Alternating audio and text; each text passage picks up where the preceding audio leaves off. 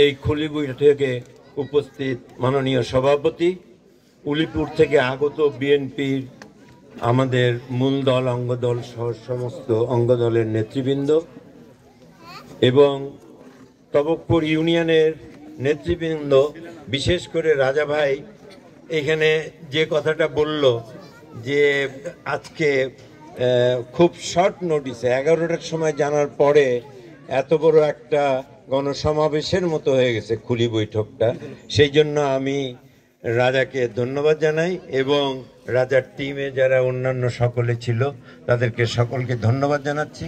আমার সামনে উপবিষ্ট আমার এই এলাকা ভাই ও বোনেরা, আসসালামু আলাইকুম ও আদাব। তো আজকে আমার আগে অনেক বক্তব্য শুনলেন, আমার মনে হয় প্রায় সব কিছুই বলা হয়ে গেছে। আমার সম্বন্ধে অনেক কিছু বলেছে, আমি কি করতে পারি না পারি। অবশ্য আপনারা অনেকেই হয়তো দেখেন নাই, আমি প্রায় 24 বছর ধরে এইখানকার বিএনপির কাজ করি, কর্মী ছিলাম। ওইখান থেকে উপজেলার সভাপতি হয়েছিলাম, তারপরে জেলার সভাপতি ছিলাম, ভাইস প্রেসিডেন্ট ছিলাম, তারপরে ম্যাডামের আমি অ্যাডভাইজার হয়ে তারপরে এখন নমিনেশন নিয়ে আপনাদের সামনে এসেছি। এই হলো আমার পরিচয়। তো এখন এইখানের যে আপনাদের এখানে আসতে আপনাদের দাবিটার আমার বোঝার অপেক্ষায় ছিল না। এত বাজে রাস্তা, আসলেই খুবই একটা অবিচার হয়েছে। এত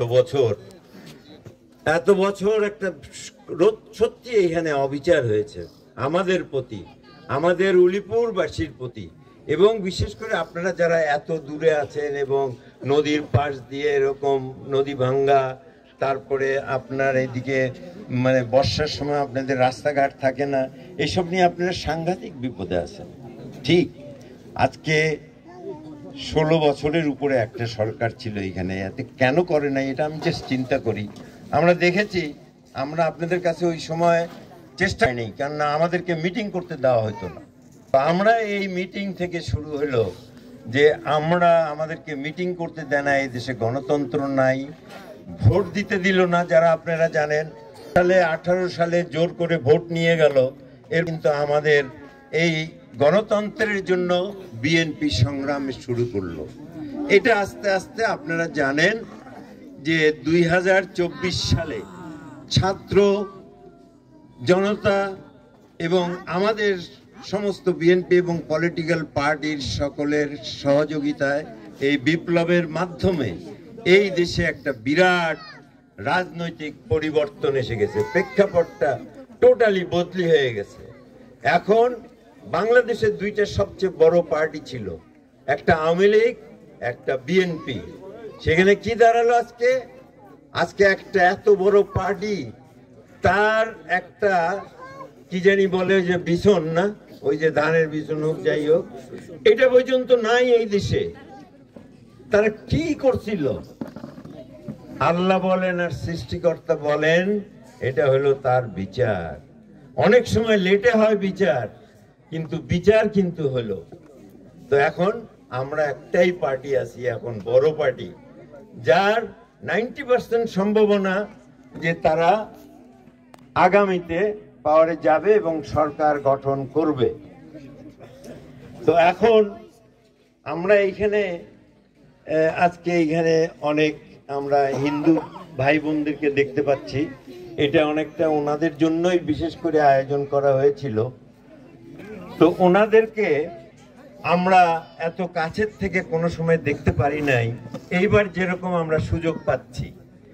আমরা আমাদের একজন বলে গেছে, রমেশ বোধহয় বলল যে আমরা এই কি বলে হিন্দু পাড়াগুলার থেকে আমাদের খুলি বৈঠকটা শুরু করলাম।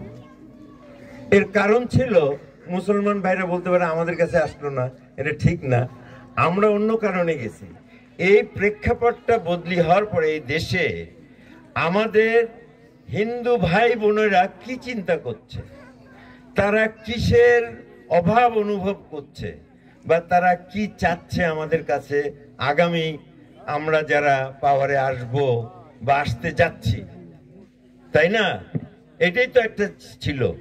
এর মধ্যে আমরা সকলের বক্তব্য থেকে জানলাম যে আপনারা চান এখানে রাস্তাঘাট খুবই ছোট জিনিস, শ্মশানের মেরামত বা মন্দিরের মেরামত বা মসজিদের মেরামত, খুবই ছোটখাটো কাজ এগুলা।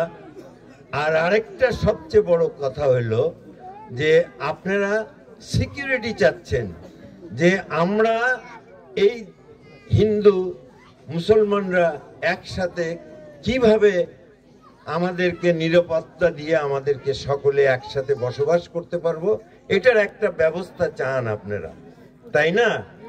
এটা কিন্তু মুসলমানরাও চায়। আজকে কিন্তু অনেক কয়দিন পরে আমি অনেক কয়টা মিটিংয়ে গেছি এরকম, কিন্তু এত মুসলমান এবং এত মুসলমান ভাই বোনরা, হিন্দু ভাই বোনরা একসাথে হয় নাই। তো আজকে আমি বলতে চাই যে আমরা আমাদের এই এলাকার বহুদিন ধরে নেতৃত্ব দিচ্ছি। আমার যারা নেতৃবৃন্দ এখানে আছে, যারা আপনাদের ইউনিয়নের নেতৃবৃন্দ বলেন, উপজেলা নেতৃবৃন্দ বলেন, আমাদের কাছে হিন্দু মুসলমানের, বৌদ্ধ খ্রিস্টানের মধ্যে কোনো বৈষম্য নাই। এটা আমি আপনাকে এক কথায় বলে যাচ্ছি।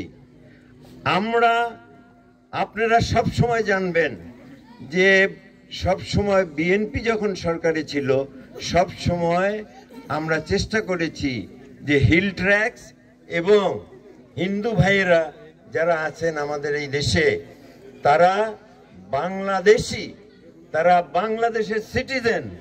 আমরা ইভেন চাই না যে আপনারা বলেন আপনারা মাইনরিটি। আপনারা মাইনরিটি কেন? আপনারা আমার সমান অধিকার আছে। হিন্দু মুসলমান বৌদ্ধ খ্রিস্টান আমাদের সকলের সমান অধিকার। এই ধরনের সামনে আমরা একটা সাম্যের, একটা বৈষম্যহীন সমাজ তৈরি করার চেষ্টা করছি। আজকে আমরা কথা দিচ্ছি যে আমরা যদি পাওয়ারে আসি, আপনাদের উপরে কেউ কিছু করতে পারবে না, এবং আপনারা একটা সাধারণ নারীকে কি বলে নাগরিকের যে অধিকার, সেই অধিকার নিয়ে আপনারা চলাফেরা করবেন। আপনাদের ইনশাল্লাহ কোনো অসুবিধা হবে না। আমি একটা কথা, সত্যি কথা বলি, আমি মুখে যাই বললাম,